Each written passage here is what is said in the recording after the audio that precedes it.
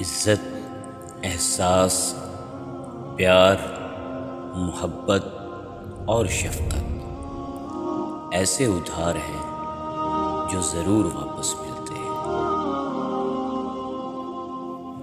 اگر کسی انسان کو بول کر بتا کر احساس کروایا جائے تو ایسے احساس سے خاموش رہنا بہتر ہے۔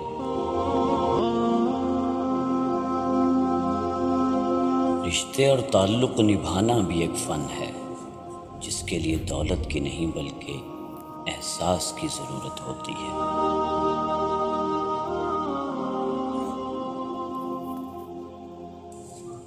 جس کو اپنے اندر جھانکنا آ جائے وہ دوسروں کے احساسات کو سمجھنا سیکھ جاتا ہے۔